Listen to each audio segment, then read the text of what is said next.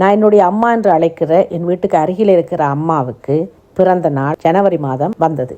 ஒவ்வொரு ஆண்டும் நான் சர்ப்ரைஸாக கேக் கொண்டு போவேன், கிஃப்ட் வாங்கி கொடுப்பேன். ஆனால் இந்த மாதம் ஜனவரி அவளுடைய பிறந்த நாள் அன்று இன்றைக்கு யாருக்கோ பிறந்த நாள் என்று என்ற மூளைக்குள்ளே சொல்லுது.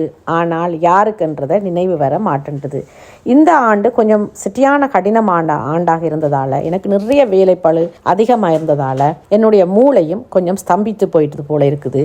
ஆகவே என்னுடைய அம்மாவின் பிறந்த நாளை நான் மறந்து போயிட்டேன். ஆனாலும் பாவம் ஒரு நாள் வந்து என் வீட்டு கதவை தட்டி, நேற்று என்னுடைய பிறந்த நாள் நீ மறந்துட்டியான்னு கேட்டா. ஐயையோ, உங்களோட பிறந்த நாளா, எனக்கு நினைவு வரையிலையே என்று சொல்லி நான் கவலைப்படாதேன்னு சொல்லி போட்டு தானே எங்களுக்கு சாப்பிட்றதுக்கு பிஸ்கெட் பெட்டியும் சாக்லேட் பெட்டியும் வாங்கி கொண்டது தானே என் வீட்டை வந்து தன்னுடைய பிறந்த நாளை கொண்டாடினா. மிக கவலையாக இருந்தது.